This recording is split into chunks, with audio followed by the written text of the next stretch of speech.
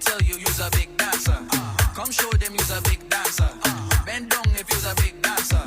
Waistline cause you's a big dancer. When they rum, tell you you's a big dancer. Come show them you's a big dancer.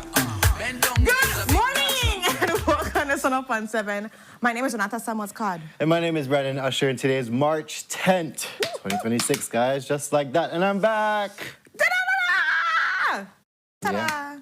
So welcome to your Tuesday episode of Sunup on 7. Ren, you want to tease them with something that we have? We have excitement coming in because guess what? It is Tuesday, but we did bring some Tuesday tacos in, and Jules will be in serving up. I don't know if it will have juice, if it will dry up, no push back foot. We don't know.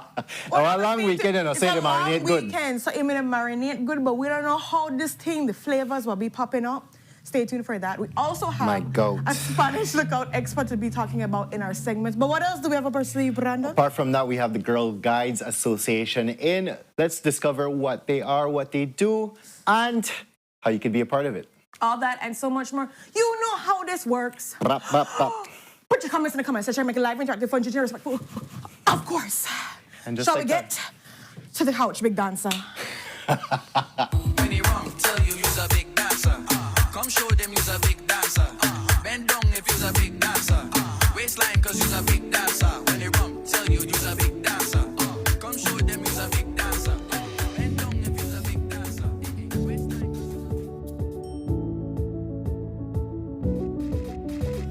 I've come to find that the truth isn't what we were told. So where to everybody on Sunup. do I seek the answer that's worth looking for today?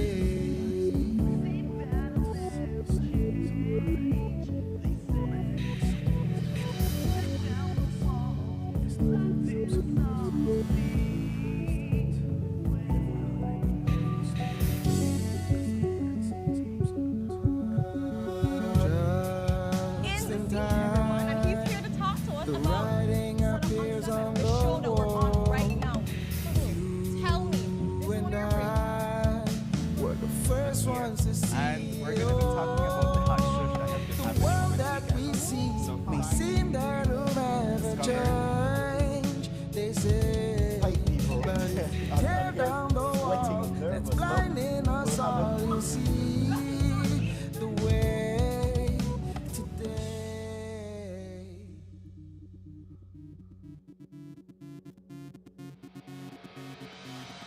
A place to call your home. A place Beautiful people, and welcome to your Tuesday episode of Sunup on 7. So before we bring you the show, we have to bring you the weather and the traffic courtesy of the Belize Met Service and Smart. Good morning. Mainly fair weather prevails over the country. And in the 24-hour forecast, skies will be sunny with a few cloudy spells today and then clear to partly cloudy tonight. Only isolated showers are expected. And then high temperatures will reach around 85 degrees Fahrenheit along the coast, 90 inland, and then 82 up in the hills. Low temperatures for tonight will reach around 76 degrees Fahrenheit along the coast, 70 inland, and then 65 in the mountains. Winds over the open sea will be from the east at 5 to 15 knots, with sea conditions being choppy.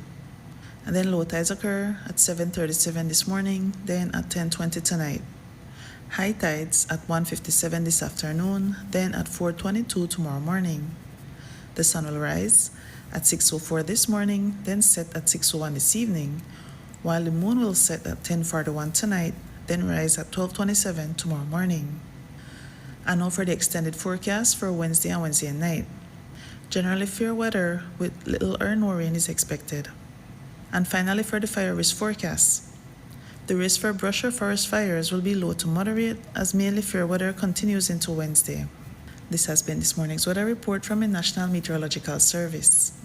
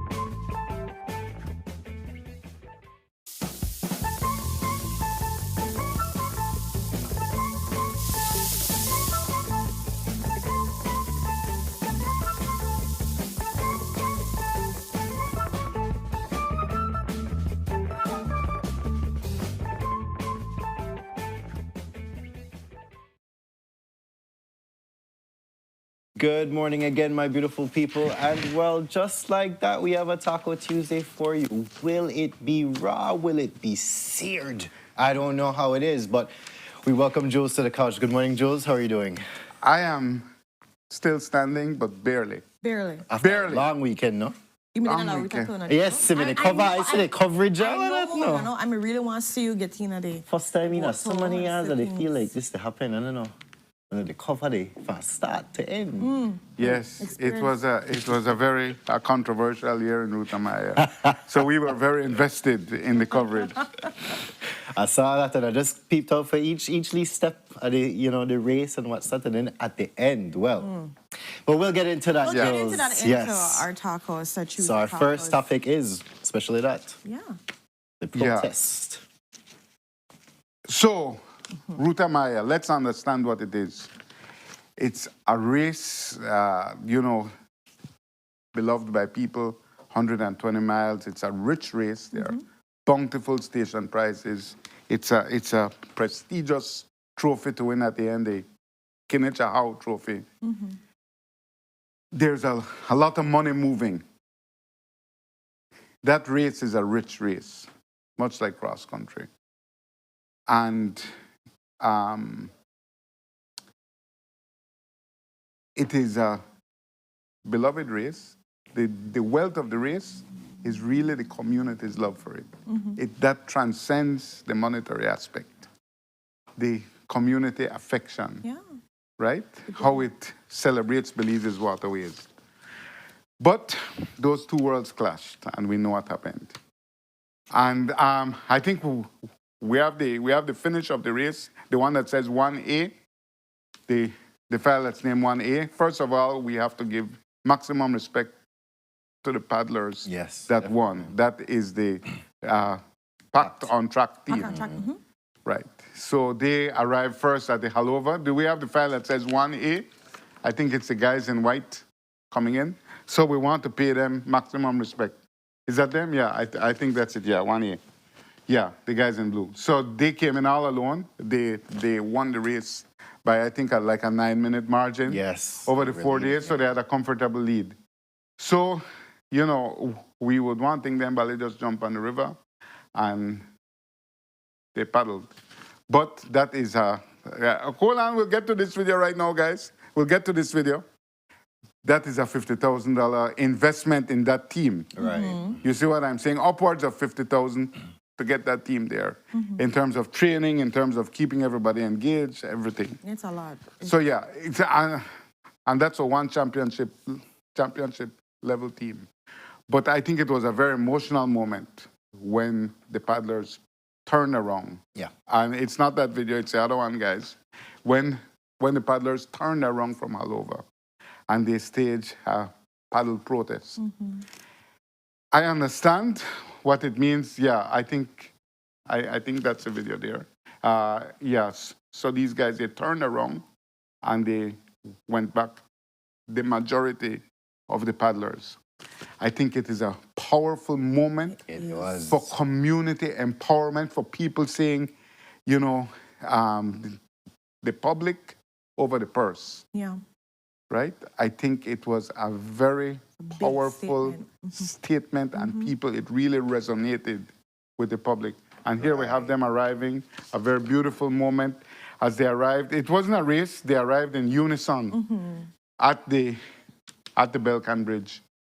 And it was really a very inspiring moment. The Belize flags, it's hard not to get cold feet when you see it. That's true. But what are we seeing there, right? What we're seeing there, and bring it back to the Belcan, guys. Bring it back to the Belcan, the overhead shot. But what are we seeing there? What we're seeing there is the triumph of the will of the people over the will of those who want to just monetize everything and make money, that's everything in this world, I understand. Yeah. However, people matter more, right? And I just think, you have the overhead shot, Edson? Yeah, that one. Yeah, so I just think, it was a very rousing moment, and at the end of the day, Belcan won. Yeah. Belcan had the support of the people. It had more turnout. It had more spirit, Right. Yeah. right? So Belcan won. It was a victory for the small people. We have some ambient on that, guys. It was a victory for regular people, saying that, it's not money first. It's people first. Yeah. So I think that it was really a big hit that Pelican and Love FM took, reputationally and financially. I mean, even I was watching a part of the award ceremony, and when they were calling out teams, and you look out in the audience per se, and it's scanty. And then a lot of the teams did not show up, obviously, because they were at the Belcan Bridge, right? So that to me, it was embarrassing. It was. It was. It sent the statement in And I just saw, because I have a couple of them, of some of the organizers on my social media, and I did see that there was a faction between the Harrisons. There was one Harrison at Belcan Bridge, there was one Harrison at Grand Resort, so it was very confusing. And this thing that has been expressed, that the Mr. Harrison's son will take back the race next year. I understand it's going to be a struggle though, because Love FM no move simple. Love FM have a contract. They aren't just doing this based on we want to do this, we like the name. They have a contract, and it's an investment. It's not a contract that came for free. It's an investment. They have a contract from Mr. Harrison. They now deceased. So I'm just saying it's not going to be that easy. But in all of this, we need to praise the dead men walking. What do I mean? I have said here before that I done dead. And I verily believe that. And I have to operate like that. But Elvin Penner, done dead.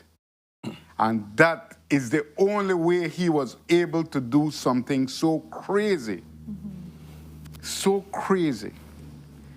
To actually stand in the face of one of the wealthiest companies in Belize, which is Boyne & Boyne, and say, this the for we race, and you can't kill me, because I done dead. Elvin Penner was sacrificed along with Citizen Kim, or Sepoko. He offed himself along with Citizen Kim 12 years ago. Right. From a political perspective, from a reputational perspective, 10 years ago, 12 years ago, Elvin Penner, DED. So the courage, the clarity, the conviction that he led this rebellion with is that of a man who done dead. Respect to that. Yeah. I respect that. It is only those of us who done dead, who have the courage to face down the monsters out there who want to control.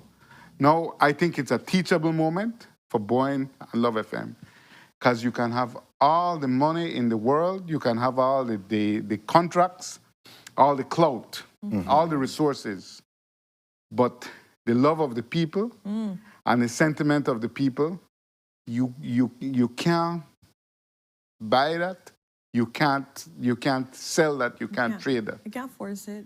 You can't force it. Can't. Right. And it shows people over business in this aspect, because a lot of persons are saying this felt like a very historic moment. It was. It showcased like when our Belize and people truly come together and they're on the same page. We mean business in the best way possible too. Yeah.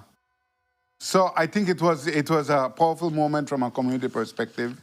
But you know, once CIB Brewing from Orange Walk got involved, that became a real issue, because CIB Brewing, for those who don't know, is Mine Beer, and they and Mr. Penner and his people, they managed to get them to sponsor an event at the Belcan finish. Wow. Now, once Belcan heard that, thing changed, because then you play with for them money. Yes. Which is, that's how it should work, right? Competition? So, you know, I think that that it was a huge humiliation for Love and Belcan. Correct. And it's the people who deliver that. It's the popular support who deliver that.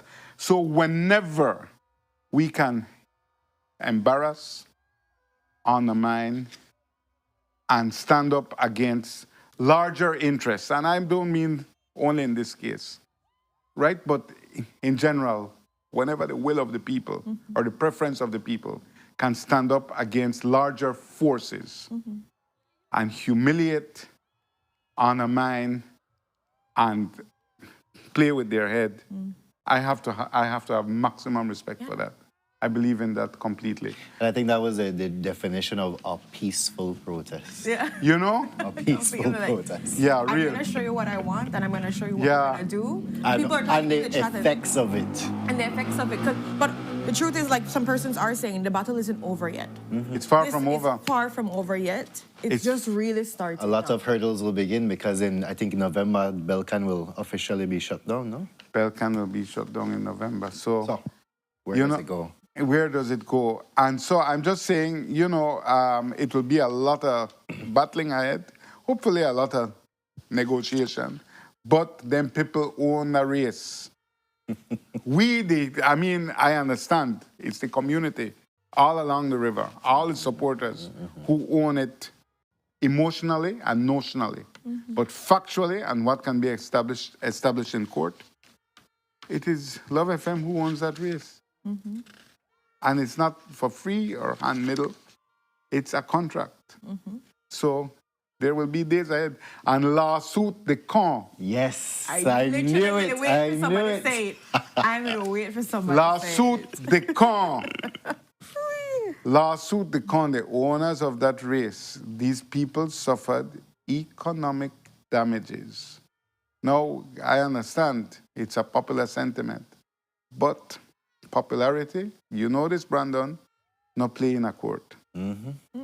So it'll be interesting to see. There are many battles ahead.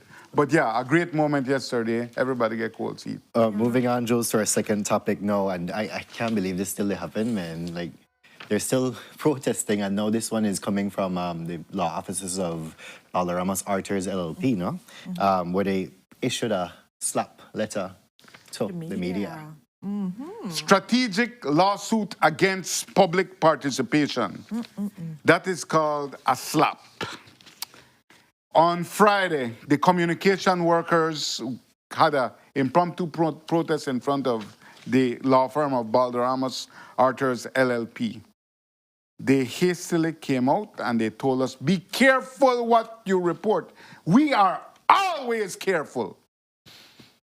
I have to be calm. We are always careful because there are predatory attorneys who just the circle. Shut them up. Shut them down. Slap them. Slap them. slap the media. Lawsuits to harass, intimidate, and create a culture of doubt, and also drive up our expenses, because everything we do now, you have to check with an attorney. I understand we live in a society of laws, but we also live in a society where we can have a free exchange of ideas and where we can protest. That is one of the preeminent rights.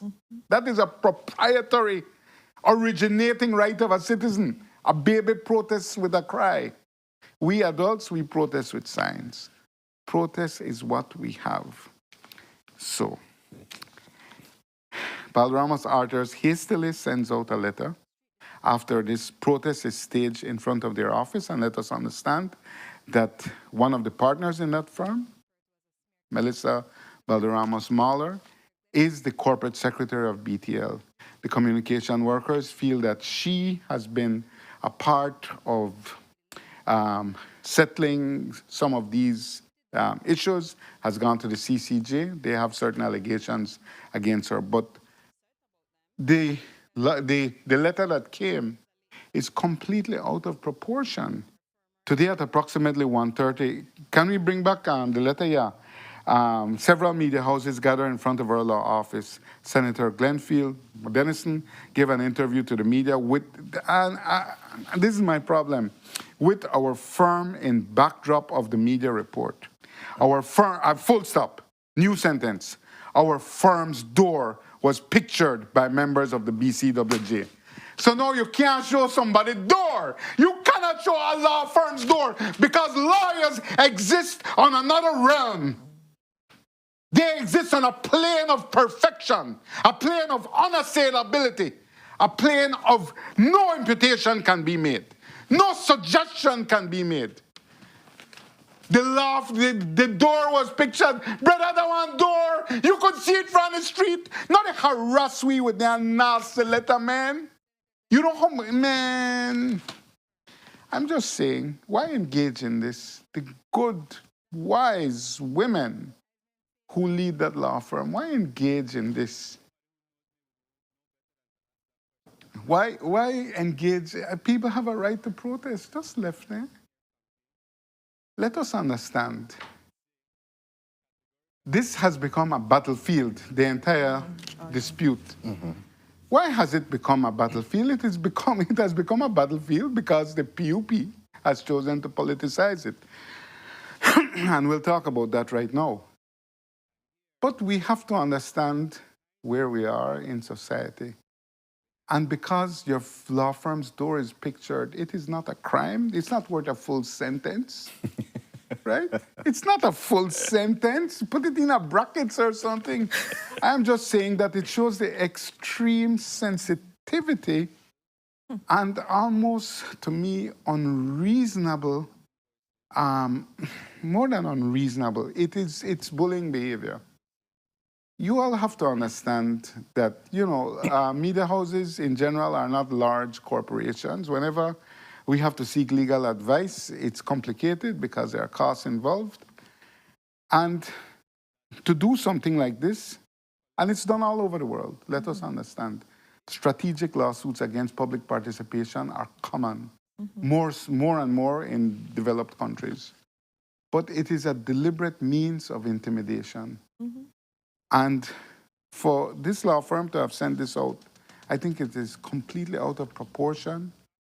It is, not only is it disproportionate, it is purposefully intimidatory, and it also creates a culture or fuels the growing culture where media houses can be bullied and belittled because of the predatory behavior of attorneys. I understand. They are professionals. They are paramount professionals. They operate on islands of greed and grace, untouchable in the sacred realm of the law. I'm sorry, Brandon, you're the one. Right? You're the one. You're the one. I understand. You're one of the good ones, Brandon. No, but I'm just saying, you're not above criticism. You're not above being pulled into the fray. It says in here that Mrs. Balderrama Mahler is a corporate secretary for Belize Telemedia. She sits in her personal capacity and exercises no voting rights. I don't know. I don't understand what those words mean. Sits in her personal capacity.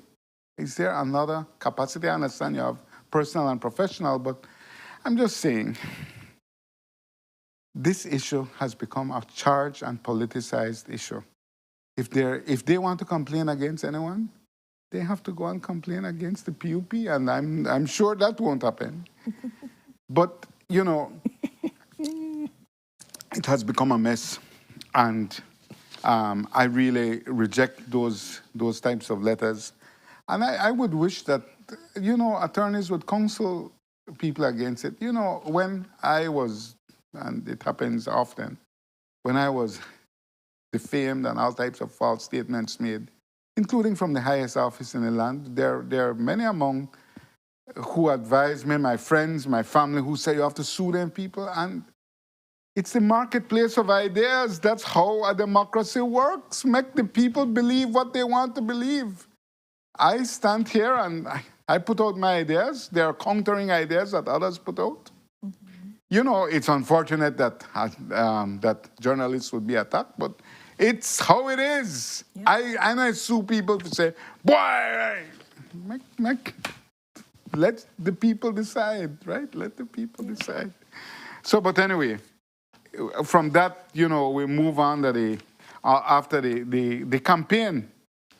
The campaign against the advertising campaign. I think we have some of the ads. I think some of them will air today, I hope.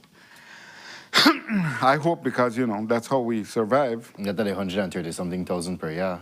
Where you come from? Or what's that? The amount of revenue you make from... Yes, of course, yes, okay, yes. Just bring it together. Yes, please, I need it. What was it? The 268? Two change, yes, 268, I need it, please. But my point is that, that, you know, there is a campaign, an advertising campaign, an AI advertising campaign against, and I think we have a clip of it there, yeah, against the BCWJ and their legal advisor, Mr. Dennison, Senator Dennison. And, you know, it's interesting because the PUP is now picking up a habit of attacking union leaders, a party that's built on the union movement. So that is an interesting, you know, because last year when the unionists were lobbying for their increment, were not lobbying, they were protesting. They started with ads against them, against the PSU and the other unions. And now we see ads against the Communication Workers Union for Justice. So the PUP, the party built from labor movements, is now actively advertising against labor movements. Good, that's normal. Political parties have no morality. They exist only for expedient self-interest. I understand that. But what really is this particular campaign against the Belize Communication Workers for Justice? What really is it about? What's the end game? And it's an important end game, because these people aren't protesting against the government. They are protesting against BTL, which is a private company, which has its own public relations firm. So, and you know, and it will be managed how it will be managed. It's negotiations. It may end up in court. Who knows? But what explains the vociferousness of the campaign against the union leaders and their legal advisor? I think that it's part of a larger campaign. I think one of the targets is the senator, Senator Glenfield, who made, I think, a gross tactical error in submitting anything as legal charges. And he says he's no shareholder in that company. Accepted. But there is a legal a charge sheet or legal charges that was submitted to BTL, I believe. And it was done conjecturally, that I believe BTL asked, if you were to charge legal fees, or how much would your fees be then? Quote rate. A quote rate. Give me a quote. But those fees were not charged to the BCWJ, but it's always a little dangerous when you put something on paper and it works out to an exorbitant figure. So I think that was a tactical misstep. And that has fueled a lot of the campaigns. But I believe he's one of the targets because the government is opposed to any independent-minded person, right? Any person who can speak without the taint of being PUP or UDP. So they have to attack me. They have to attack all other players who have any moral authority. And this is the importance of the campaign. An environment must be created where everybody is covered in mud. Because, you see, once the politicians and the leaders, as everyone knows, are covered in mud, are covered in allegations of corruption, the public feels they are a part of the culture of corruption. That's the public perception. It then becomes a political imperative that everybody be covered in mud. But I'm saying that everybody be covered in mud. So it's an attempt to bring everybody into the pigsty. While the pigs are feeding at the trough. To keep your eye off the trough because you're the fight to get mud out of your eye. But the pig, then they're right there gobbling at the trough. So let us not be deceived. The pigs are at the trough and they are throwing mud in the pigsty to blind your eye. That is what this is about. And I support it completely because this is a state of politics. It's not conducted on a spiritual plane. It is in the mud, and that's great. But Jules, I could imagine like people are looking at you as the one pig on the side. They watch everybody, they get plastered in mud, but you they watch the trough over there. They watch the whole trough. scene. Exactly, and that's the point. I don't take my eyes out. I don't make all that mudslinging affect me. Mud in my eye, drink it up. Goggles. Exactly. Doesn't bother me because I am watching the trough and the pigs are feeding. You know, I lose sight of it because that's what they're trying to take your mind. Yes, that you get distract you. Distract you. Then you not report on it. Exactly. I don't think to report. But yeah, Exactly. Left that Or alone. I'll Try to get throw mud away and just with the windshield wipers and just wipe away. exactly. So, but it's just an interesting campaign, and I it will continue. So, Jules, let's move on to international news now. I mean, this one, the U.S. is putting pressure not only on Belize, but the entire Caribbean. But let's focus on Belize with the Cuban doctors. Will they be sent home? What's going to be happening? I think Belize, as the Prime Minister alluded to in an interview on Thursday, I think Belize is under intense pressure and we have other countries, we have the pictures from the other countries. I think Dominica may have sent home the Cuban doctors. I know Jamaica has sent home the Cuban doctors.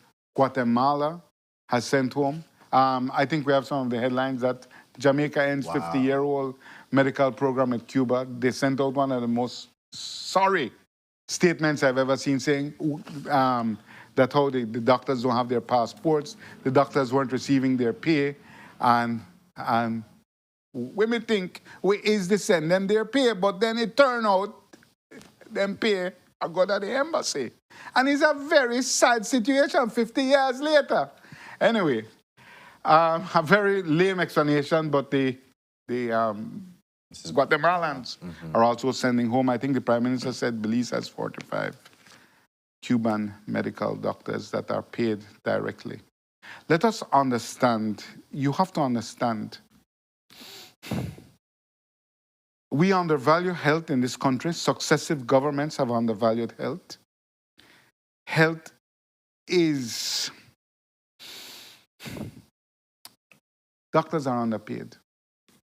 Doctors are grossly underpaid. Yes. I've said this before. You cannot expect someone to go and study under arduous conditions in Cuba in particular, but in other countries as well, be a starving student for 6-8 years and come back and work for $38,000, 38,000 Belize dollars. That is not realistic, but that's what we do. So we love the Cubans. We love the brotherhood they have shown us. But let us understand the government likes cheap labor. Oh, yes. Cheap doctors, that's what they love. And it's not the PUP, it's the UDP, it's the system of health. Health is only seen, I am sorry to say this, as a way for private companies to profiteer of lucrative public contracts. The health is such a large generator of funding, both from the budget, but also from international funding. There's a lot of money to go around. There's a lot of money for pharmaceuticals. There's a lot of money for building facilities, for building warehouses. All of these are pretty preferred contract. That's the focus. That's the focus of the politicians. That is the focus. So if they can continue to get cheap doctors to pay them under 20,000 US dollars a year, that is the love. I am sorry. That is the attraction to the Cuban medical brigade. Yes, the Cuban Brotherhood, all right. Hasta siempre la victoria. Good. But it's about cost because the government feels that they can underpay medical professionals. It's a culture of governance in our country. It's a culture of governance that doctors should not be paid like other professionals. So, I think that the government faces a situation.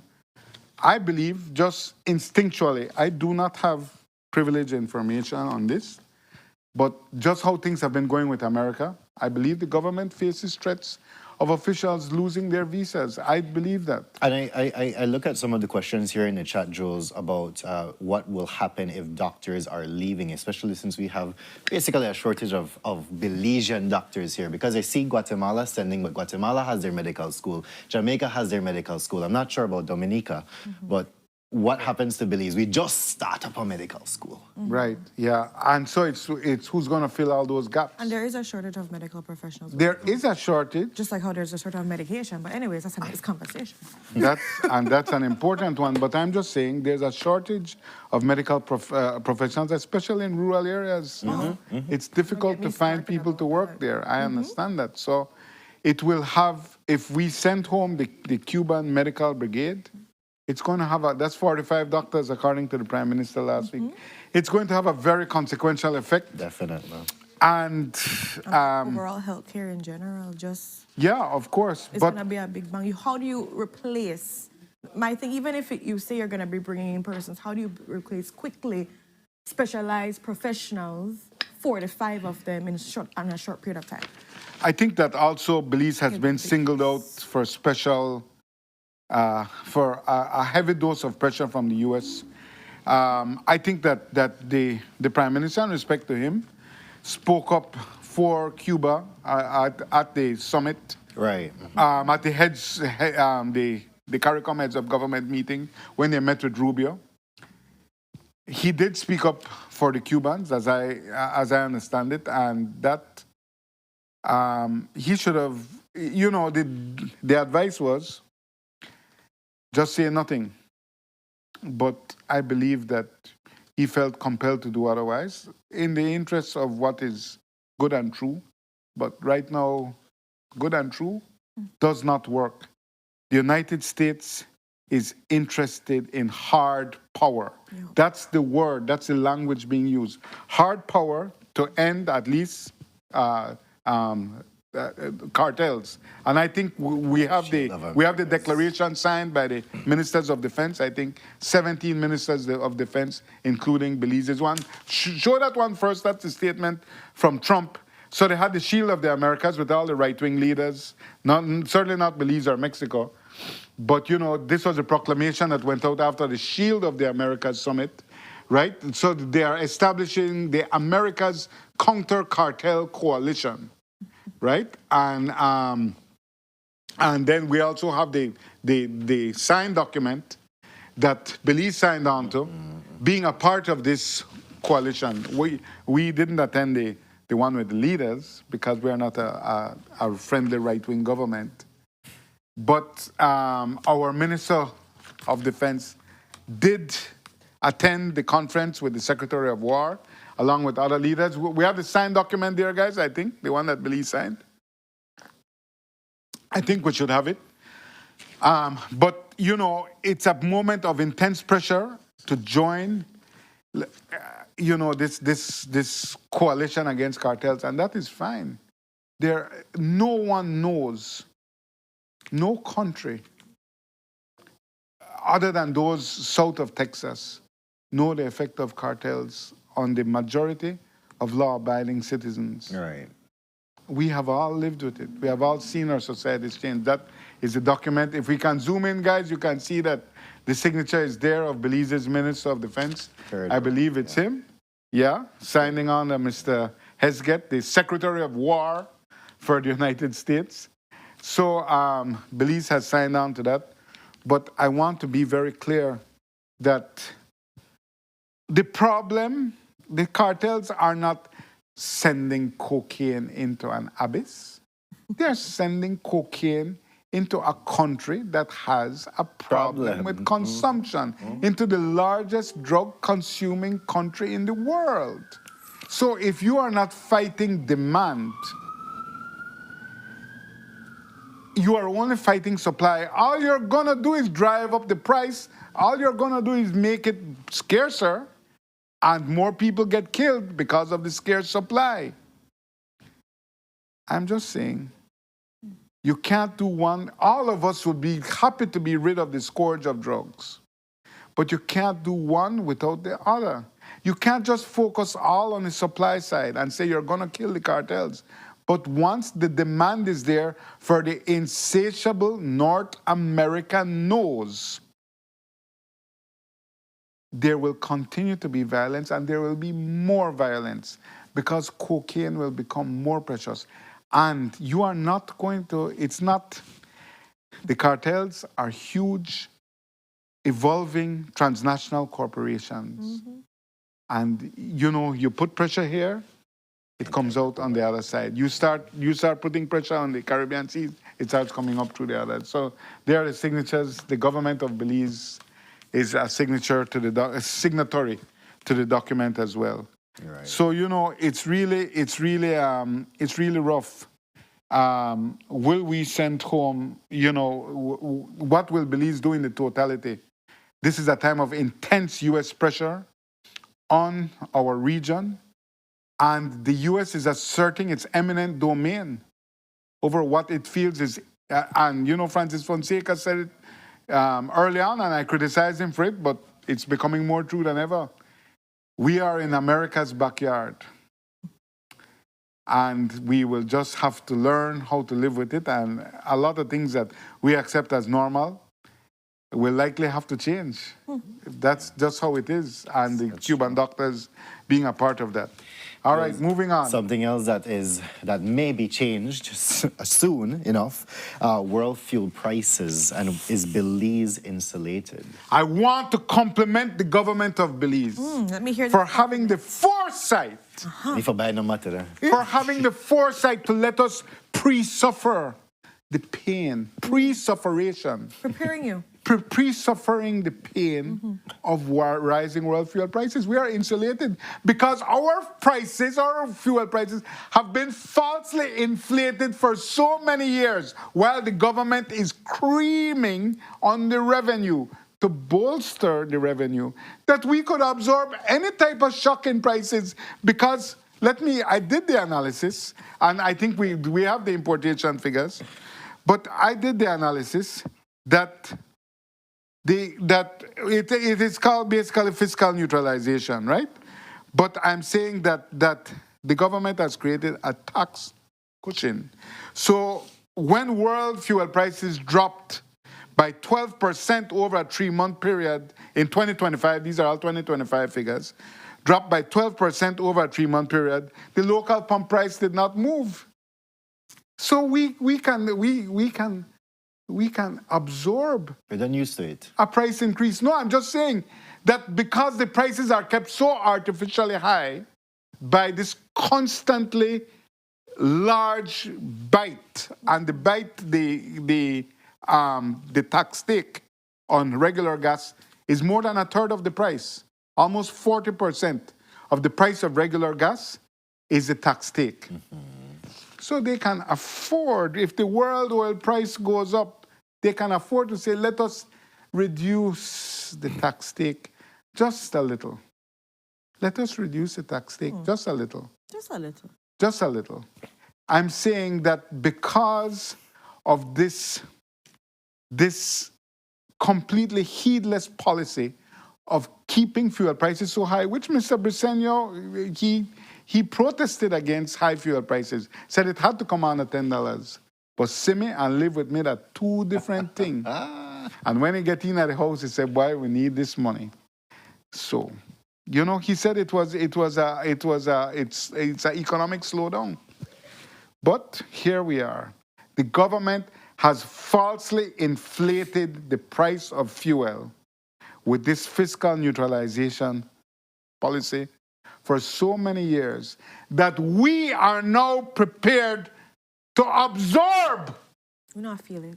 the increase in world fuel prices because they have been overtaxing us for so long that they can handle it. They can take a few months of reducing the tax take to 30% because it has been falsely inflated for so high. So to be clear, when the world price was going down last year, the pump price never gone down. The government kept that pump price right there and just increased its spread. So now the pump price is going to go up. Keep it right there.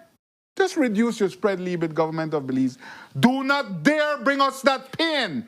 Because when there was relief, you did not give us the relief. At the end of the year, they did a small thing. They gave us a relief because it went down to almost $50, right? It went down to the lowest in 10 years, maybe. So they did give, and it dipped briefly to $11 a gallon. Briefly. That because they got a report on it, Jules. $11, a gift from heaven. But if you did not let us feel the relief, Mr. Government of Belize, do not bring us the pain. Take that pain and reduce your tax take. You have created, how do you call it, a price stabilization mechanism. Keep the price stable. Not make we start here about, well, the world fuel price gone up. When it gone down, we never made it salary. We never say, we're giving our break, it's going on at $10. No. So it went to $50 per barrel, between 50 and 60 in December of last year. No. We're going to eat that. So I'm saying, do not bring the pain. Thank you, Mr. Government of Belize. Your prescience, your foresight for letting us suffer in advance in preparation for war. They were preparing us for war. And war we have. And we are ready to take it. 1 gallon at a time. 1 gallon at a time. 1 gallon at a time. Thank you, Mr. Government of Belize, for letting us suffer for so long. They really got our back, you know. They care about us. It's care. But while we're on the topic of gas and, make we go into transport now because we know March 1st. I'll do the Dean The Barrow. National Bus Company launched, right? The National Bus Company launched March 1st. And I've been away since then, but all I had to sit on Facebook now, grumblings and issues. All right. So National Bus Company launched. Man, they were talking about doing a protest this morning. Listen, any transition is highly difficult. Very true. And I have seen some pay slips, of people a conductor making $153 a week. Wow. That's grotesque. That's not even minimum wage. Making $22 on a run to Punta Gorda. And we know a run to Punta Gorda is, hours. 8 hours. Right? So I'm just saying, there's a lot of adjusting and normalizing to do. There is a lot of grumbling from the workers of this new National Bus Company. they are at a stage where many of them are prepared to protest. But they're also at a stage where many of them are waiting to get paid. So that's why there will be no protest. Because once money is in transit or promised, nobody is going to try to jeopardize that. And I respect and support that. Because Under your pocket. yes, and this is, you know, many of these people have over 10 years of service, right? And so they have to get that. They deserve to get the payout properly.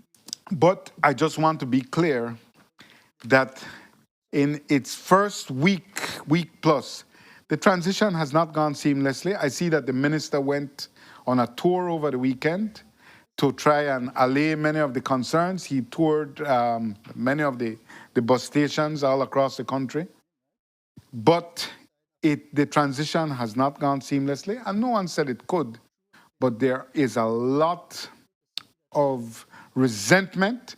There are many grumblings amongst the staff about how it is going. Now, these things happen, right? You cannot get breakfast if you don't break some eggs. That is true. Eggs be breaking. We have to wait maybe a month to see how it's going. You know, they took the conductors off the express. Yes. Right? And tasked the driver with loading up things and taking out. Exactly. I'm like, what? Stress. Right. So they took the conductors off the express routes, and that has caused a lot of consternation. But, you know, what I said, you can't get breakfast if you don't break some eggs. What's the breakfast we want? Belizeans deserve a functional transport system. It's critical for our economy with workers moving every day. It's also critical for tourism. And what we had was not working. You know, I have many employees who have to use the bus. And the complaints, the trauma that they have, the anger that they have against these bus lines is so great. So we had to fix it. It was broken. I think we have to give the National Bus Company a chance to see. I do not think it's a good idea to buy a lot of old bus. I think you put yourself in a difficult situation. I think they should have waited until they could put some new buses or many more new buses on the ground. And I'm not sure electric buses are the right thing for Belize because, you know, it's not an easy fix, many of them. But we have to give it a chance. It's not like what we had was a platinum functioning system. It was broken. It was broken. It's an understatement. To broken. Understatement.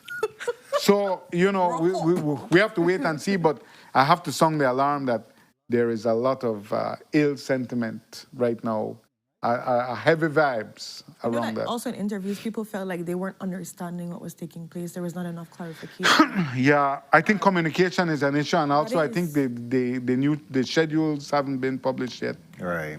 So, you know, I see some stops have been removed, and people are complaining about. I think in the initial stage, it has to be chaotic because they're trying to work things out. I know, like, when the overall new sign came up, and people didn't even know that this is really happening. Like, people, normal citizens felt like, I'm not seeing any real change if this is supposed to be a big change. Yeah. So the rollout hasn't been coming with the most. Well, I mean, one of the stories that I saw was that when Dr. Zabane was on the coach, was that they were vetting these buses, making sure they check all the ticks and balances, whatever.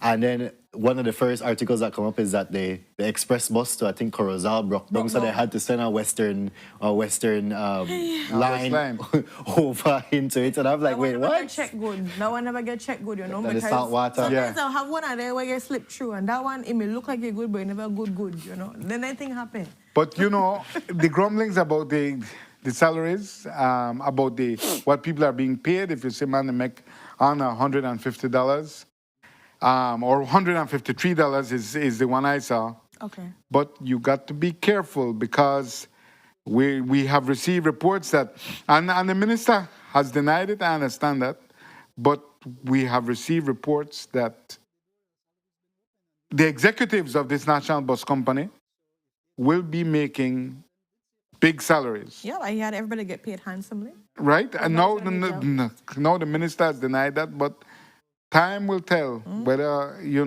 whether I'm right or he's right, and I hope for his sake, he is. But Right. we will have to wait and see. Good, we've Right. talked too much. Definitely. Definitely. Just like that, guys, we've come to the end of this Tuesday morning tacos. And Jules, thank you so much for shedding light on so many different things. It feels good to be back and entering into a beef. My goat, the akop right now. know.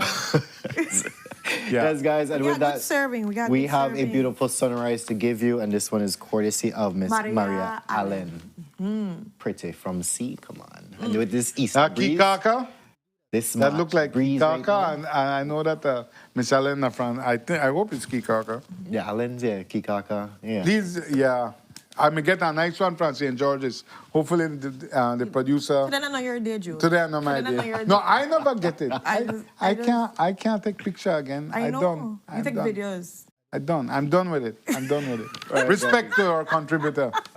We go to our next commercial break, and when we're back, we're jumping into amazing conversations. But first, let's check on that traffic.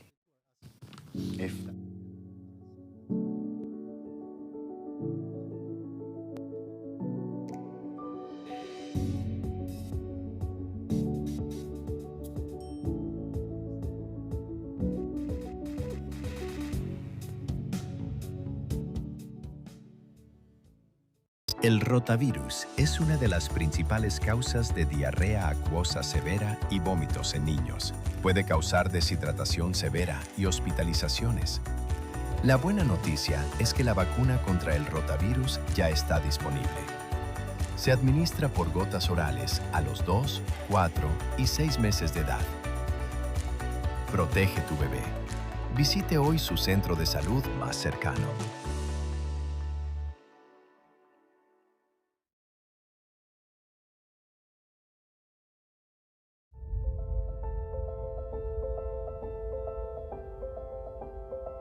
Thank you. Here we go. Put this up this way. Can you do that for me, Harry? Put it on top like this. See? Letter W, tell teacher. We have seen developmental changes in him. We have seen social cues that have popped up, and the amount of attention that he now gives to social interactions. The experience that he has had here is remarkable. W says love. Then W says love. Remember all you boys and girls that W says love. It's been tenfold since he's been here. Preschool is where children come and they develop their social skills, their communication skills, their language skills, and those are some very important skills that they need to better set the foundation of their education before they move on to primary school.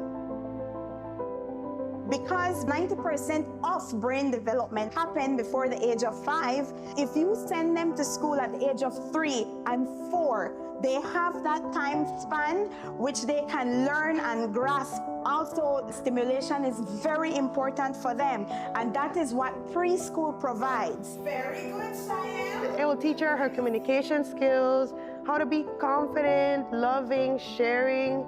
Those skills are some stuff that we need day to day, and then definitely when she goes to an older school, what they call, she'll definitely need those attributes.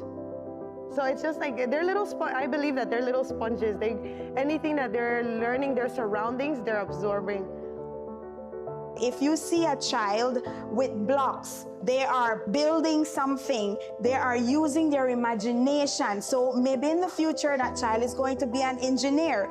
They learn through songs, through nursery rhymes, that builds their communication skills. It might seem like nothing to us, but that is something very important to them. Preschool is not about pushing or pressuring academics. We set that foundation so they build their confidence. That is one of the main things that we want them to do. Building confidence will make their academics in the future years much more easier for them.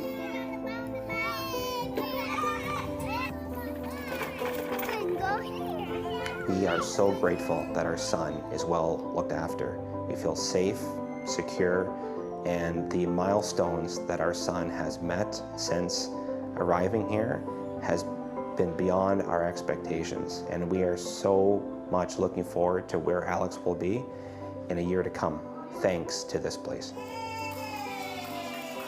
Start strong. Scan the QR code to find a preschool near you and register your child today.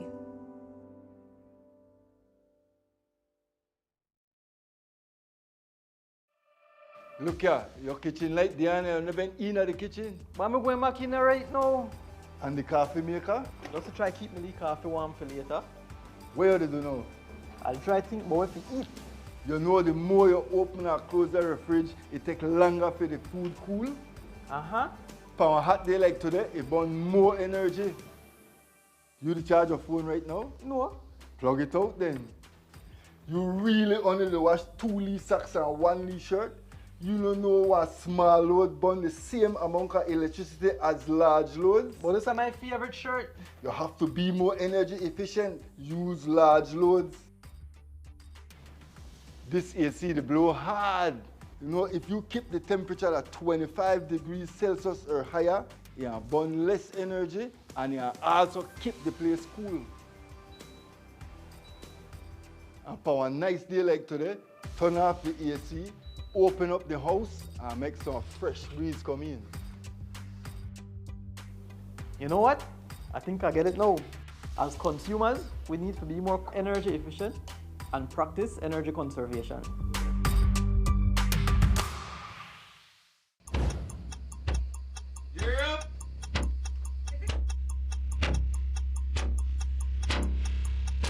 These charter mints aren't from We're an navigating along the coastline. This morning, the 2023 Good evening. Good evening. I'm Shireen Khalsil, And here's what's ahead for you on 7 News Tonight. We've got details of these and other stories in our newscast for tonight. Good evening. With your news, I'm Indra Craft. Belize, you're watching the Nation Station, Channel 7.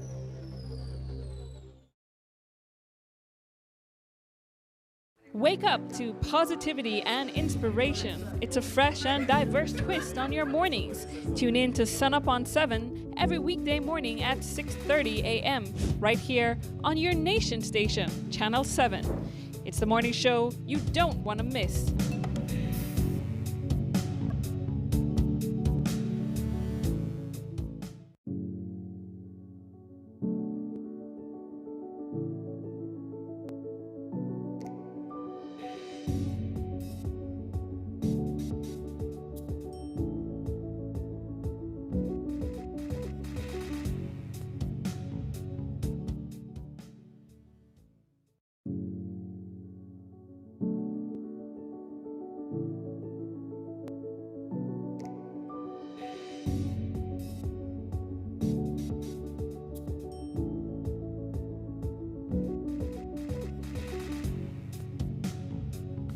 Good morning, my beautiful people, and welcome to Sunup on 7. So just before the break, we had Jules in giving us a nice serving of the Tuesday Tacos.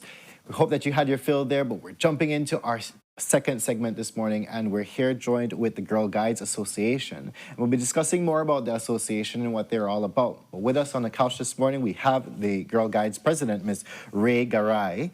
We have next to her, Ms. Marisha Zetina, who's the international commissioner. Next to her, we have a little brownie, Ms. Jasani Escania. And next to her, we have the honorary secretary, Marielle Black. So good morning to all of you. How are we feeling this morning? Great. Right. All right. I love that answer. Energy's on point. I know. Come off our holiday, so we're supposed to feel relaxed and But ready to it. I want to start off this conversation by understanding or having our people understand who exactly are the Girl Guides Association? How did you guys come about? Like, what is the history of this association, if that's the case?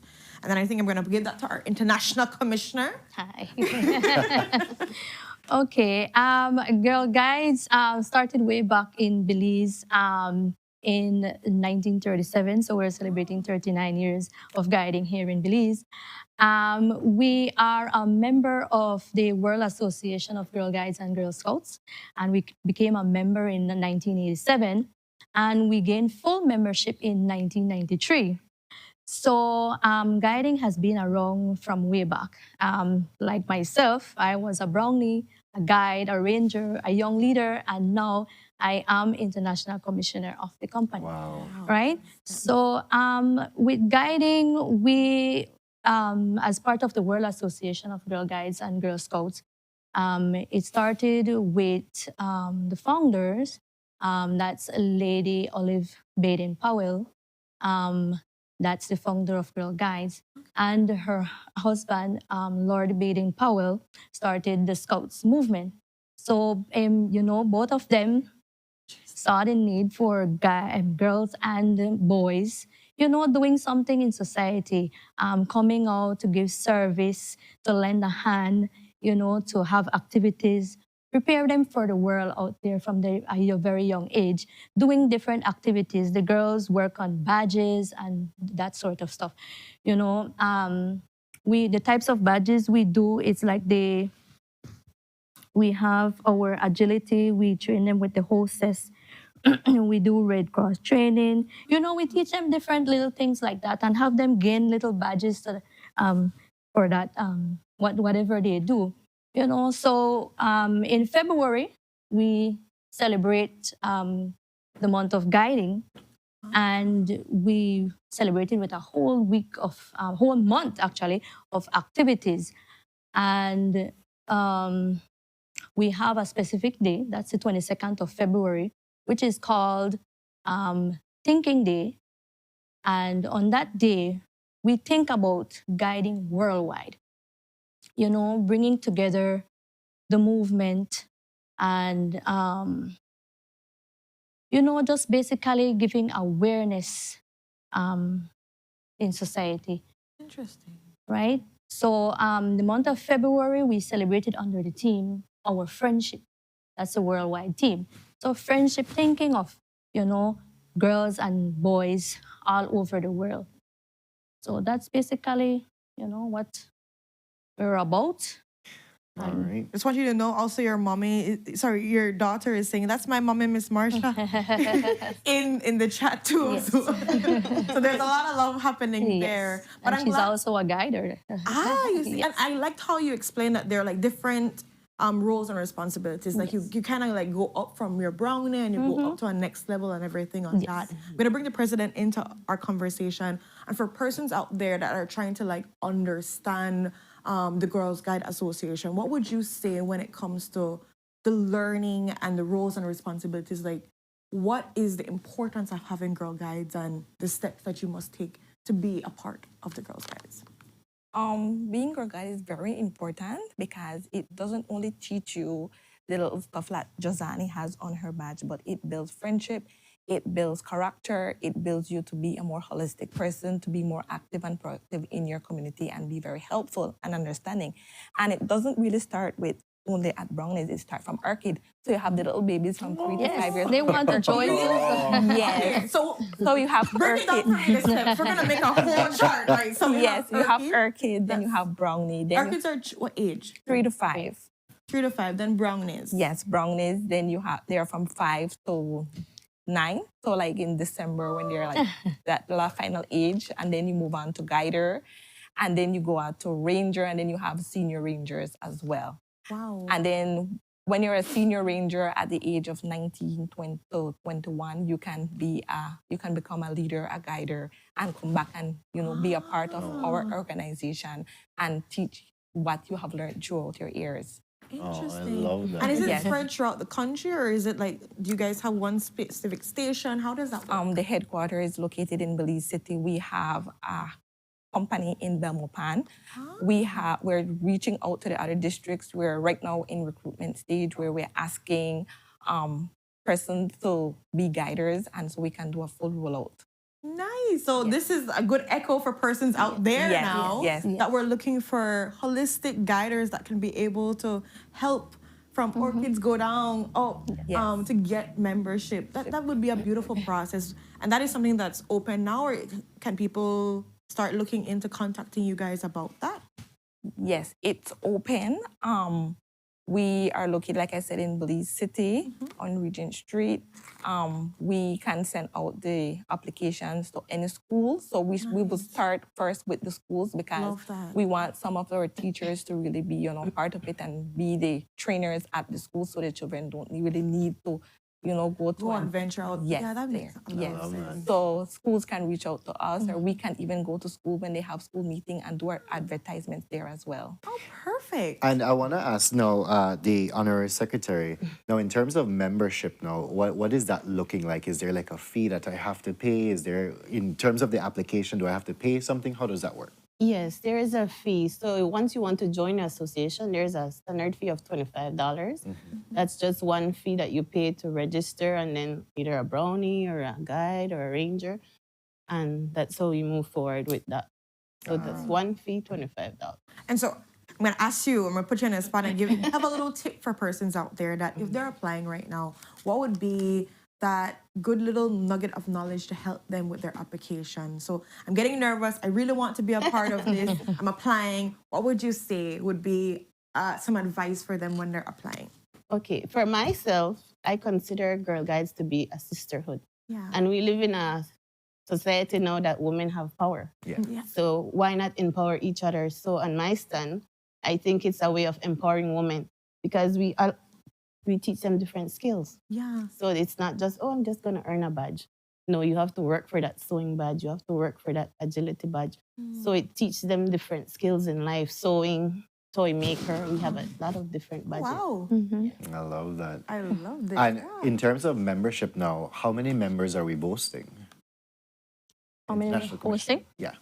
Wow. She's like trying to do the maths in her head right now. I know. The association has gone down pretty much. So as President has said, we're in the recruiting stage right now, right?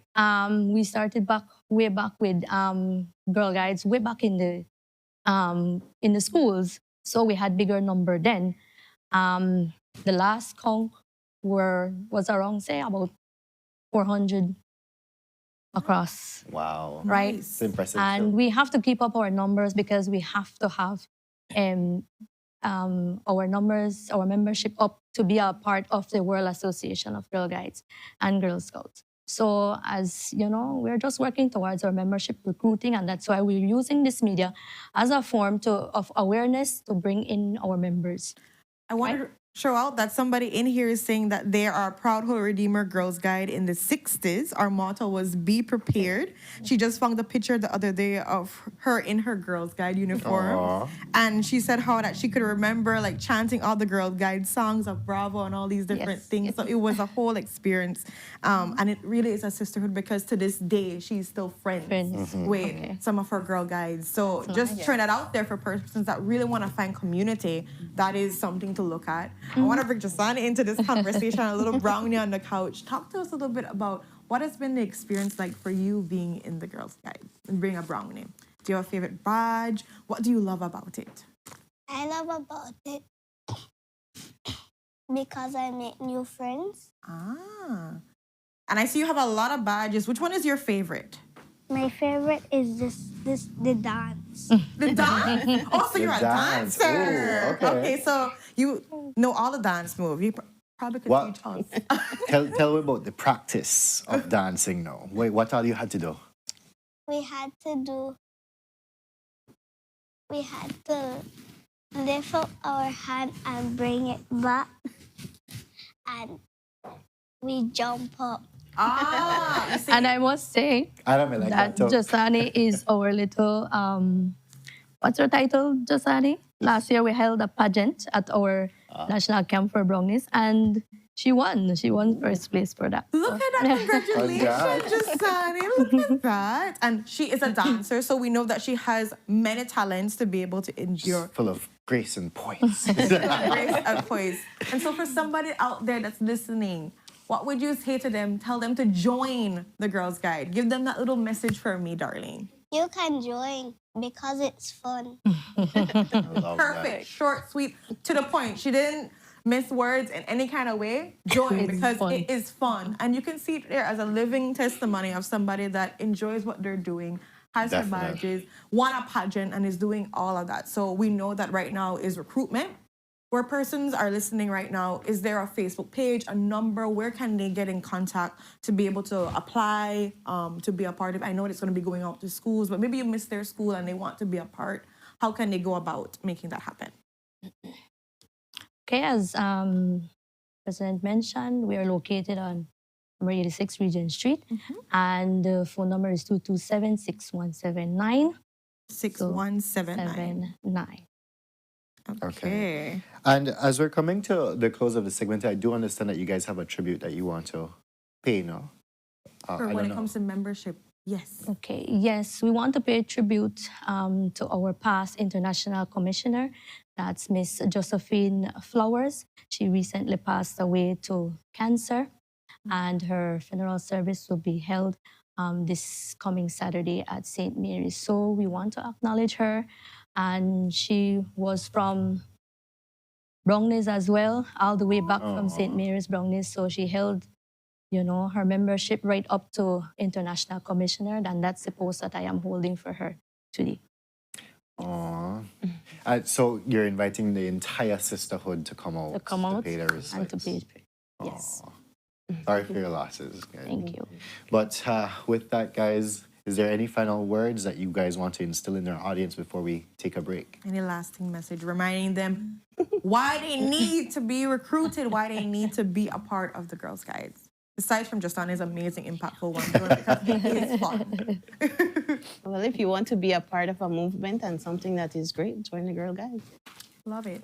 Short and sweet. I know, love it, right? messages like we're like, we know what we want to say, we're going to say it and done. But thank you so much for being a part of it. I'm hoping that, you know, the next time we come on, we can have the different, like, roles and in the guide, so we can have the orchids, we can have the brownies. And Justana can teach you how to dance. Yes! I already know that she says how I lift my hand and I go to the back. And then what happens after that? Jump. Jump. Okay, girl. So I got it down, at least that one step down together, right? After that, Justana's going to teach us a whole dance. So thank you so much for being a part of the Thank you show. too. Thank you Okay, too. thank you. And with that, guys, we're going to go to our next commercial break and we'll be right back. Stay tuned.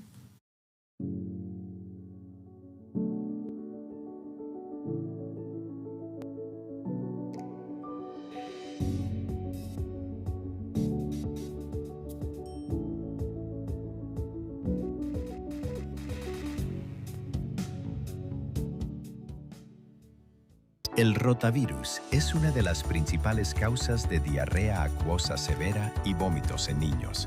Puede causar deshidratación severa y hospitalizaciones. La buena noticia es que la vacuna contra el rotavirus ya está disponible. Se administra por gotas orales a los 2, 4 y 6 meses de edad. Protege tu bebé. Visite hoy su centro de salud más cercano.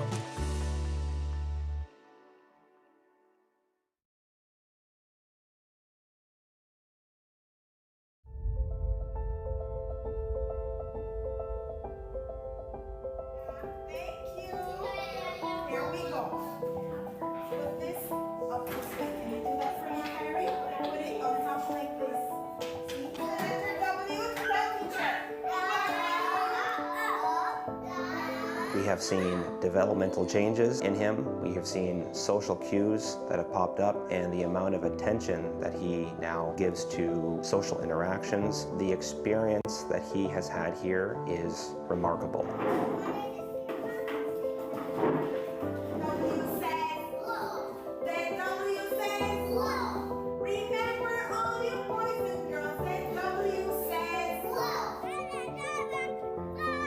It's been tenfold since he's been here.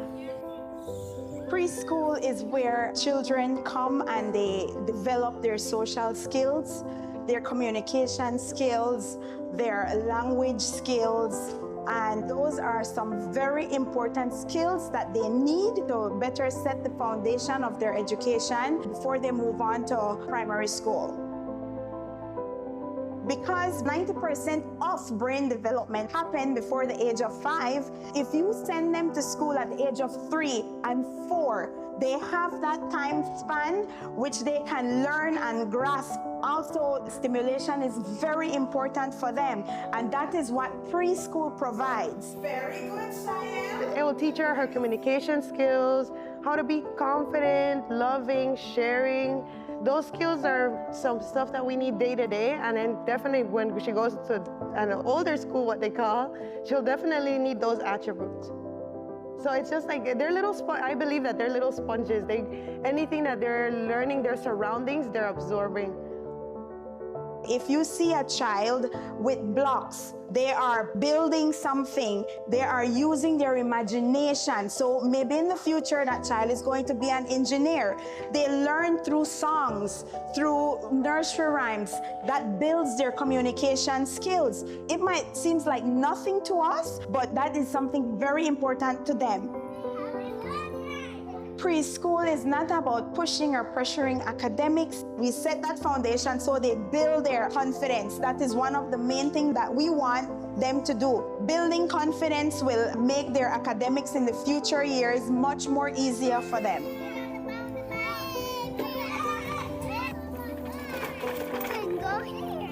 We are so grateful that our son is well looked after.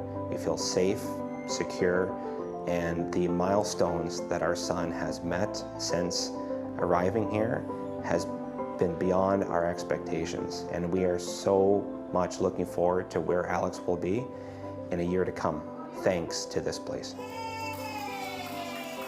Start strong. Scan the QR code to find a preschool near you and register your child today.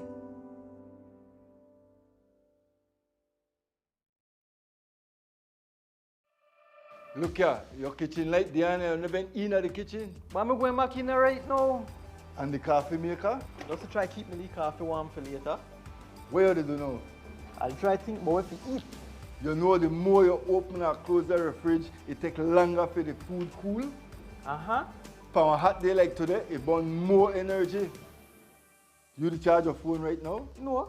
Plug it out then. You really only wash 2 socks and 1 shirt? You don't know what small load burn the same amount of electricity as large loads? But this is my favorite shirt. You have to be more energy efficient. Use large loads. This AC, they blow hard. You know, if you keep the temperature at 25 degrees Celsius or higher, you burn less energy and you also keep the place cool. And for a nice day like today, turn off the AC, open up the house and make some fresh breeze come in. You know what? I think I get it now. As consumers, we need to be more energy efficient and practice energy conservation.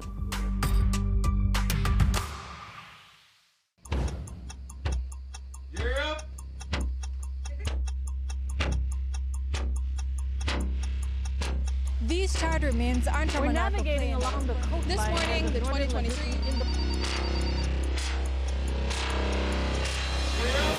Good evening. Good evening. I'm Cherie Kelso, And here's what's ahead for you on 7 News Tonight. We've got details of these and other stories in our newscast for tonight. Good evening. With your news, I'm Indira Craig. Belize, you're watching the Nation Station, Channel 7.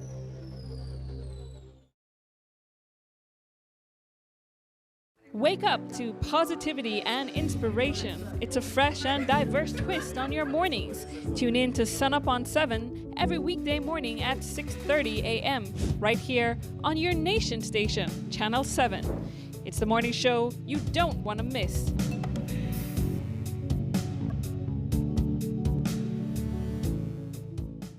Glenfield Dennison was caught trying to charge BTL for negotiations on behalf of former workers. He insists he never charged the workers group a cent and claims the invoice was only a negotiating tactic. If the invoice was just a negotiating tactic, why would Dennison ask BTL to pay the legal fees as part of settlement? And if BTL had agreed, who would have received payment? Dennison, of course, because he sent the invoice the day after the last negotiations to be considered with the 4.5% interest requested by BCWJ. What's worse, the cost of legal work submitted is grossly inflated. Those are senior counsel rates, and Denison is not a senior counsel.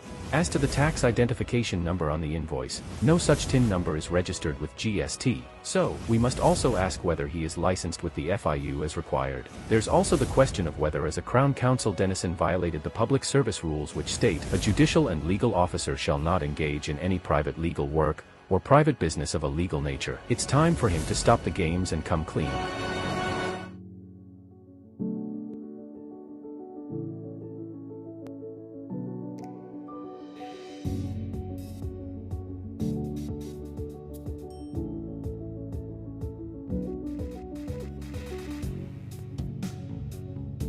Good morning, my beautiful people, and welcome back to Sunup on 7. So just before the break, we had the Girl Guides Association in talking about what their association is about and how you could be a part of it.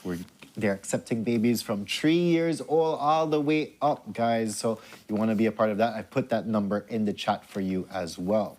But we're jumping into our second topic this morning, and we're going to be talking about the Spanish Lookout Expo happening this Friday and Saturday, guys, March 13th and 14th in Spanish Lookout. But with us, we have two of the organizers and members of the Spanish Lookout Business Chamber, Mr. David Reimer and Mr. Carl Reimer, here to talk to us about specifically that. So good morning to both of you, gentlemen. How are you doing this morning? Good morning. Very good. All right. Are we excited for this weekend? We are super pumped up. Yeah. Should the Belizean people be excited for this weekend? We believe so. Yeah, for sure. Right. Yeah. Because I'm just looking at some of the stats here about 2024's one, and I've been discussing with you guys as to how it has grown over the years. But let's get into that now, right? So this is the ninth commercial industrial expo that you guys have been having. Tell us more about how it started and how it has been going over these. So in 2010, the business chamber got together and we decided to organize an event to display more of the local products, not just in Spanish Lookout, but from all over Belize. And it has constantly grown into, so now we are into the 9th of these events, you know, so it's 18 years. Yeah. And it has constantly growing, more vendors and exhibitors, and of course, a lot more guests that we have gotten. So last year, or in 2024, the number grew to more than 40,000. 40,000. Incredible. And it's only 2 days, that's the thing. That's right. 2 days, yes. So for the idea of it evolving and growing, obviously people have been seeing the need for it. They love what it is. Explain to persons out there, for some reason, they've been living under a rock and they don't know anything about this expo and what it brings to the table. Talk to us about what can they expect? When you come, what experience are you going to be getting? Well, you will get like free entrance, first of all, free parking, and you will be able to walk around and see, you know, I think we have 200 and something booths, 265, something like that. So there are lots of different variety of products that you can see from all spectrum of the industry, agriculture. You will see farm equipment. You will see milk production. There's lots of hardware, all kinds of wood and building materials. So there's so much to look at. You know, everything that Belize has to offer, you know, from north to south. And correction for persons out there that might think it's only, you know, vendors, exhibitors from Spanish Lookout. This is countrywide. People from all over, like you mentioned, from north to south will be at the expo. So it's not just one specific persons from Spanish Lookout, all over. It's big and welcoming. I do see here that there's about 50% of the exhibitors that are outside of Spanish Lookout itself, right? But I want to talk more about the array. You gave us some of them as it deals with agriculture and furniture and hardware. What about food? What about drinks? What about things like that? So we have always lots of vendors coming to the event to showcase what they have for food services that they do in the country. So we have over 65 different vendors there this year. We've added I think, another 15 more vendors this year than the previous. Okay. And we always have to stop them. There's always more that want to come. We kind of want to have a good variety of different foods. So we have all kinds of Mexican foods. We have Mennonite foods. We have Belizean foods like barbecues, and we have Mexican like tacos, and Guatemalan like tamales, and all kinds of food in terms of food. But then we also have lots of specialty drinks. There's different tea companies that have their teas, their specialty coffees, fruit flavored like fresh fruits and fruit snacks.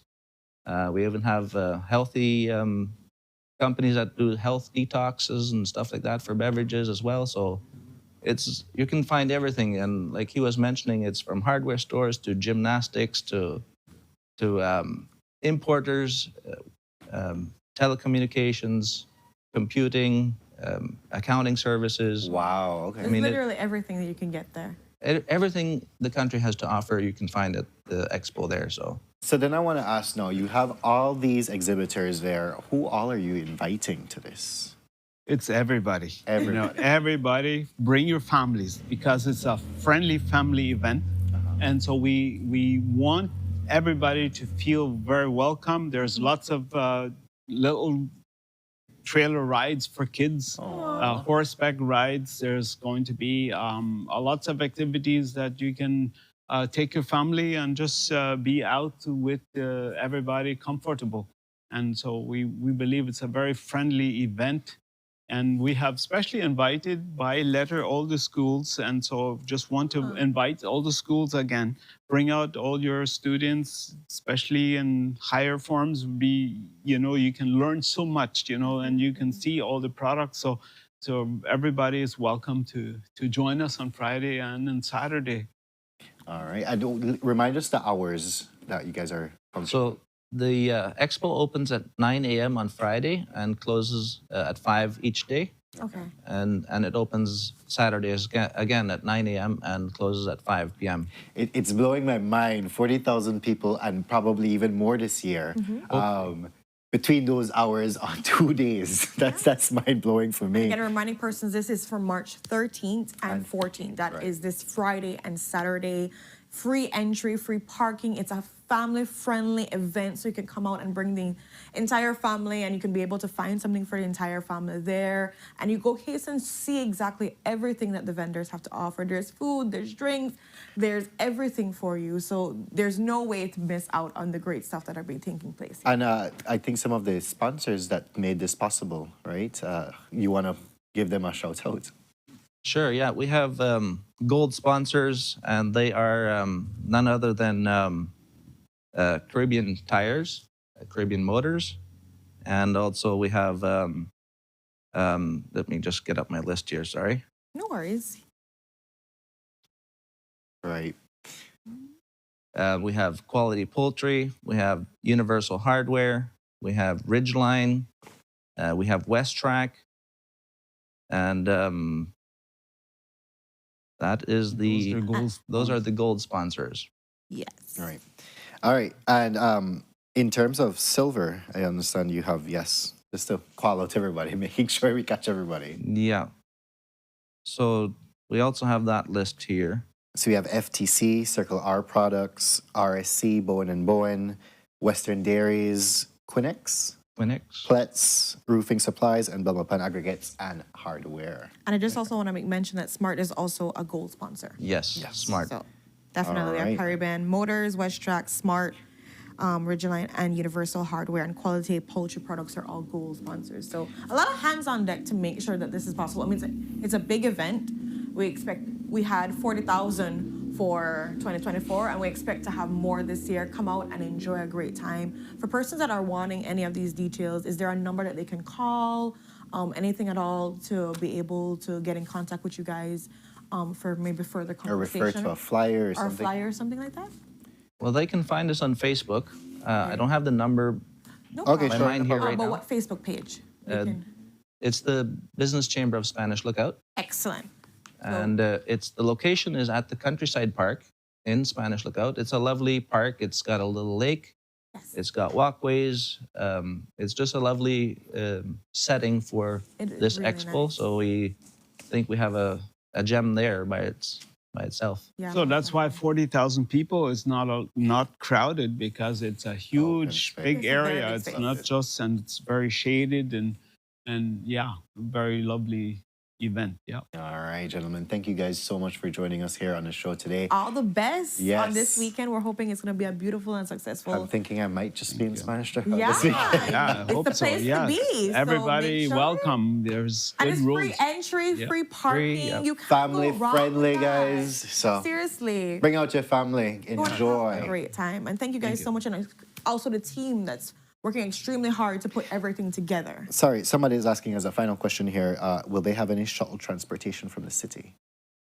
From the city, no. No, it's everybody on their own. Yes. All right, then, sure. But welcome. Yeah. Yes, welcome nonetheless. But with that, guys, we go to another commercial break. And when we are back, we're jumping into the International Film Festival and their short screen competition and the Caribbean Conference. But first, we take a look at that traffic for you. Stay tuned.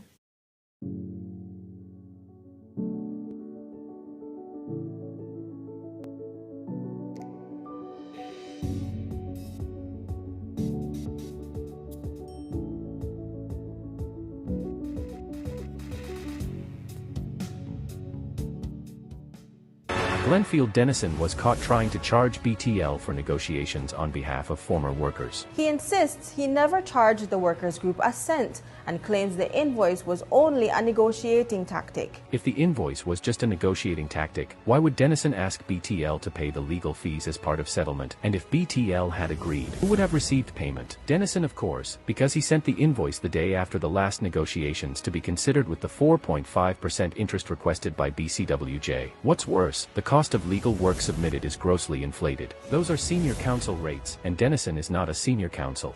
As to the tax identification number on the invoice, no such TIN number is registered with GST. So, we must also ask whether he is licensed with the FIU as required. There's also the question of whether as a Crown Counsel Dennison violated the public service rules which state, a judicial and legal officer shall not engage in any private legal work, or private business of a legal nature. It's time for him to stop the games and come clean.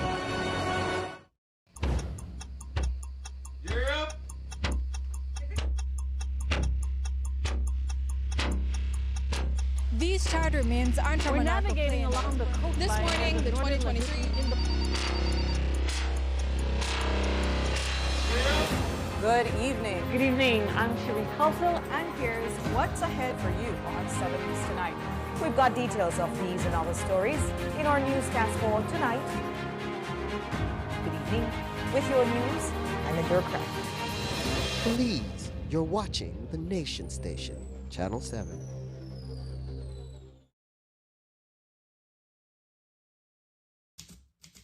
In a democracy, what is good for the government cannot be bad for the people. And what is good for the people cannot be bad for the government. We came a long way. It's like over 16 years that it was basically like 2-3 houses in that area. It was wild. One high bush like jungle. I want to take my lick. Say no water, no light. I tell her no worry about that. We have figured it out. You know, you wonder how long it will take for this to happen. A year ago, you were considered squatters. We made a picado and we came in. I made a teenager. Everybody said it was swamp, it was swamp. When we get in here, it was like gold. Today, you're landowners. This that for we, and we proud of this. Now we're claiming our house on the land. We have worked so hard to make this happen for us. This is a beautiful day, folks, because we are taking care of the people who have taken care of us. Because we wouldn't be here today without you.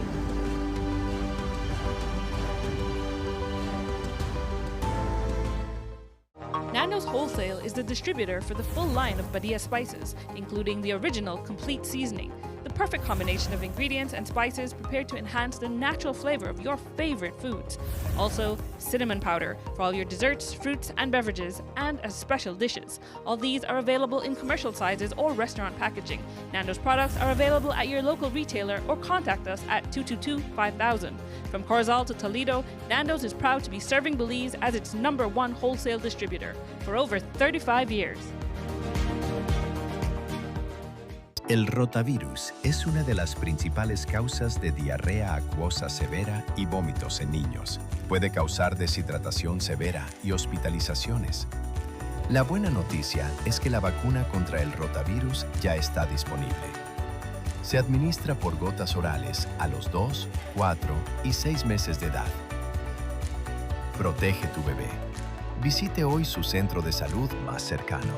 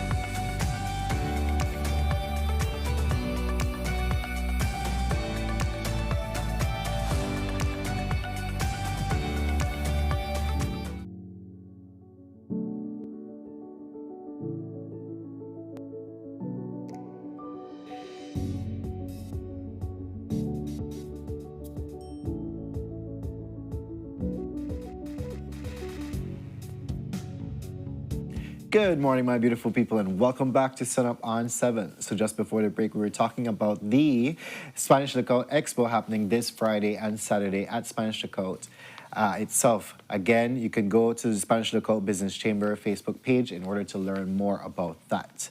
But we're jumping into our third topic this morning, and we're here joined with Ms. Suzette Zayden, who is the founder of the International Film Festival here in Belize. And we'll be discussing not the film festival, but competitions and conferences approaching.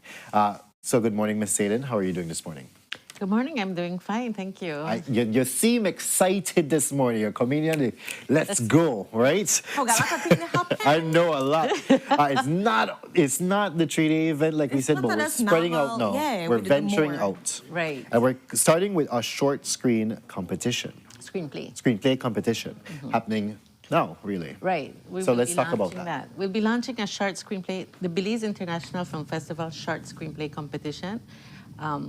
It's going to be launched within a few days, March 15th. Basically, submissions for it. Okay. So it has a 3-month period where you can work on your script and submit it between March 15th and June 15th. This is a part of a collaboration that we have with the Belize Collection. And it's a short screenplay. Let me begin. Short screenplay means that we don't want more than 15 pages. Okay. Because 1 minute screen time is approximately 1 page. So we're looking at, that's the standard length of a screenplay, 15 minutes, not 30 minutes, not 25 minutes, not 5 minutes. I mean, you can do all of those are short, but we want the 15-minute one because that's what goes to other festivals. That's the accepted length.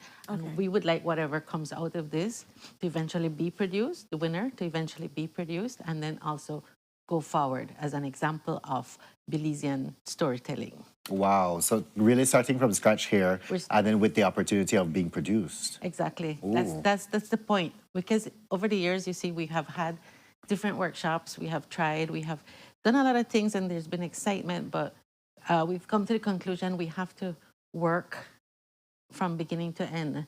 And what has held back, in our opinion, a lot of the good Belizean films that we know we are very capable of is structure Yeah. Understanding how to put together what a screenplay really is. It is a blueprint for a film. And so there are formats that you should follow, that you need to follow, because every single thing is a guideline. When you see interior, exterior, day or night, those are guidelines for our camera department, for our production department, who will put all the interior scenes together, who will put all the day scenes together, because that's how they schedule, that's how they schedule production. Right. You shoot the night scenes at night, and then you shoot the day scenes at day, because it's a work day. You can't be jumping day and night. And a film day is usually a 12-hour work day. So you do that. So you have to do that. That's what it is. And then every time a character appears for the first time, their name is in caps, not in caps the whole time. It's just so you know the character has been introduced into it. So the reason it has to be like that, and I'm stressing this because those are part of the guidelines. You will have to use a proper screen format.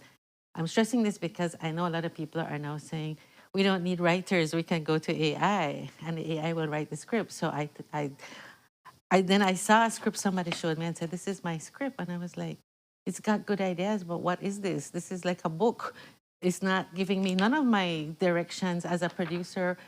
I need that format to be properly done. You've given me a bunch of ideas, and it's not structured properly. Right. And so I went and I did one. I didn't know where it had come from. So I went to practice with ChatGPT, and I said, write me a script. And then I saw it came out with that same thing. And I was like, okay, so now people are thinking that they can pass off these things as scripts. These are not scripts. So we need to understand a proper, and it's 12-point Courier font. It must have single space or double space, one page. For our competition, the script has to be written in English. Dialogue can be added, but it will keep the standard screen directions, English, the stage directions, people walking in and out in English. We're accepting all genres, whether it's drama, comedy, thriller, romance, except it cannot have explicit sexual content, hate speech, or excessive violence. We're not looking for any of those because there are ratings involved.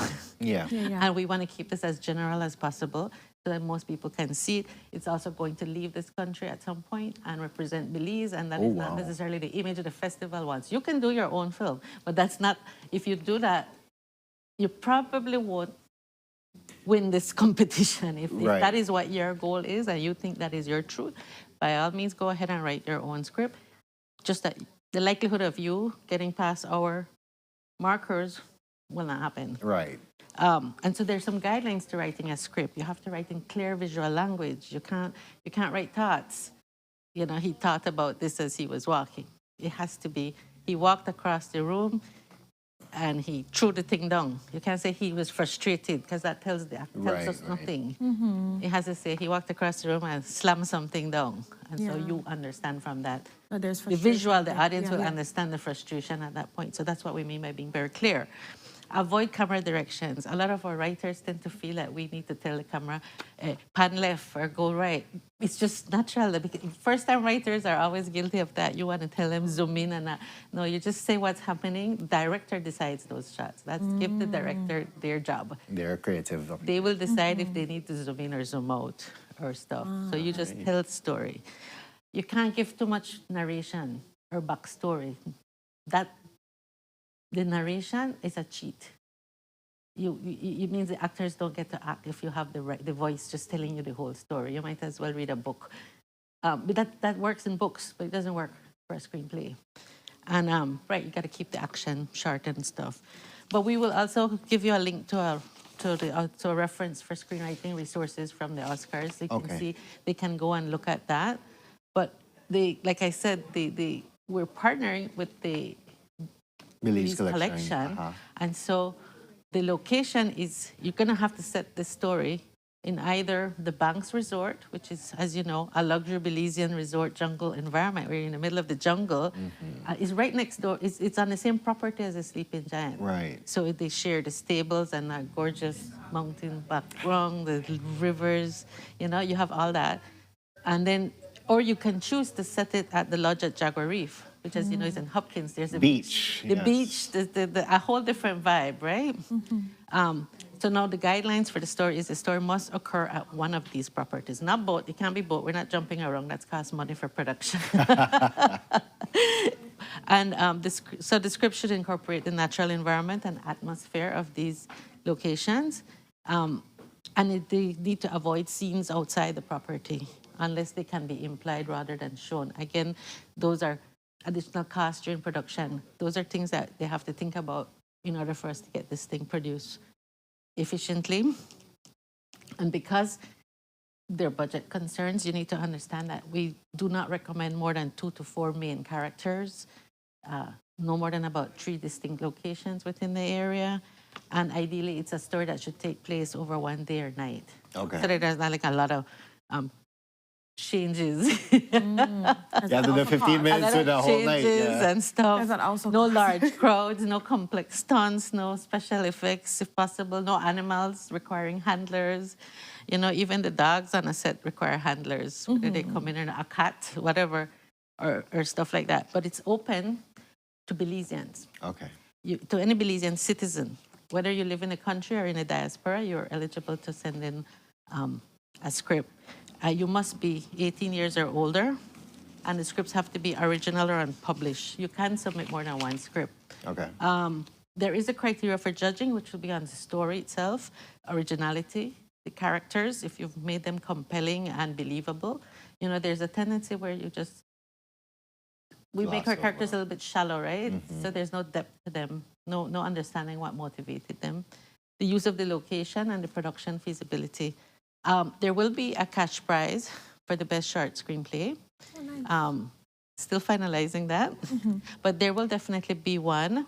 They will also get awards, script development consultation, and the potential, like I mentioned, for a production opportunity with for the Lance Production, which is the works with the film festival and with the Belize collection, because we're going to team up, and all the other companies that also work along with us at the Belize International Film Festival. We're all excited. The team behind the film festival, they're camera persons, they're editors, they're costume designers, production coordinators, transport. We have been working, the team that works at the festival have also been working on international productions that film in Belize. So we have a lot of experience on how it should be done properly, and we are all convinced, you know, sound, a camera. We have the skill here. We're just looking for the great script. Yeah. And so, you know, everybody's itching now for us to let's do the proper Belizean film and let's get this show on the road. I think it's like you know, that one paragraph that woos the reader in. I think this should be that will make script. it just woos it in so that Like, you could give their work and make them think more for develop a whole series after this. Yeah. all of that. So it's so that's it. But then that's Ellen, more or less it, unless you had some questions. You read out these requirements. Is there somewhere that they can go to actually access these? On March, they should go to the film festival, Belize International Film Festival Facebook page. Okay. And we will be letting them know from there. And there will be a link for them to register. Okay, great. We want you to register, expression of interest, so to speak. Oh, okay. Register so that we can keep you informed of other things that are coming up. Before I move on to the conference, I know I might be running out of time, but Go ahead. somebody asked me, so what kind of stories are you looking for? And my first response was, anything, right? You are the writer. Let's see what you can come up with. But I decided, let me do a little bit of research. So I was looking and I said, all right, typical Caribbean storylines, because we are Belize, we are building a Caribbean cinema movement. So I'm not isolating Belize by itself. This is Belize's contribution to the Caribbean film landscape. They tend to do here's the beach and underneath is the underbelly of violence. That's like typical and stereotypical. Kind of tired of that. Or here we are, we have to do drugs, we hustle because I have to survive. It's just, for us, it's a little bit negative, all these things. And then, but then there's other ways you could play with different things. How about digital technology? There's a group of Caribbean scientists and we're doing, you know, hurricanes are coming. Maybe there's some evil scientist next door who's who's using, you know how they create the rain and hurricane, and then they come to Belize because of it. And you gotta think outside the box, do stuff like that. Make it interesting. You know, Make and it there's grab the reader. and I'll grab be the honest, viewer. there may be funds in those different area. That's like climate change. Right. That fits there. There was another one that I was looking at. Sorry, but I referred to my phone real fast. There was one that said, you could kind of make a comedy of the politics. This whole Sue thing that Jules talked A lady about. named Sue. Yeah, You know, you could be like... There are a lot of different ideas that can different be able to ideas. But I don't want to take away from the conference because we're running out of time. Okay, so let's move on. Let's dive into that quickly, please. All right. So the conference happens the month after, in April 17 and 18. It's a 2-day event. And it's in partnership with UB, the UB Research Department, as well as the banks and Pentagram, who are working with us on our screen. So we made this huge, like 20-foot screen because we are old school. We wanted screen. We not the LED. You know, and some people were like, no, you have to use LEDs. Sorry, I'm just digressing. But I was like, so many movie theaters around the world has functioned all this time with the LED and it still works. So we wanted, so we created this. We put our big screen. We put up our big 20-foot screen. So what can people expect from this conference? Apart from a big screen? Apart from the big screen. Yeah. All right. So the first day at UB is be Friday, April 17th at their conference center. We will be inviting Yao Ramazar, Dr. Ramazar. He is the head of the film program at Trinidad UA. He's definitely going to be in person. We have a few from Guadeloupe. So there's the English Caribbean, there's a French Caribbean. So I know the professor joining us, he teaches at the Sorbonne and which is in Paris, as well as in Guadeloupe, and they also work with the FEMI Film Festival. So we also have them there. They haven't made up their mind if they're coming yet, but they will be joining us on screen if not. I myself will be there talking about the Belize reality, and we're going to be discussing different areas of film. What does AI mean? What are the typical films? How can we move? Started the same type of stuff with the storyline, and also factors affecting us in terms of cost, production, incentives from state. It's going to be like a whole picture of how can we move Caribbean film forward. So the entire 2-day event is all about Caribbean film, Belize Caribbean film, and Caribbean means any country that has a shoreline with the Caribbean Sea. Right. So it's not just Latin, the Caribbean, island and Central. It's pretty much going to encompass all of us, including Colombia and Venezuela and anybody who the sea touches. So, and then we will also be inviting another film school from Honduras to participate as well, because they've been sending in a lot of animation stuff, a lot of interesting.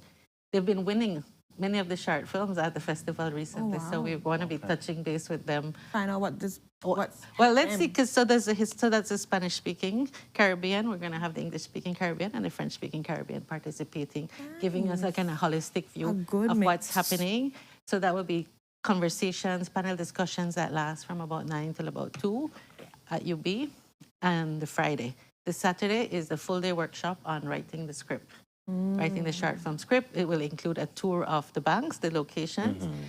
Potentially, we will see about maybe if they can include a further trip to see the lodge as well.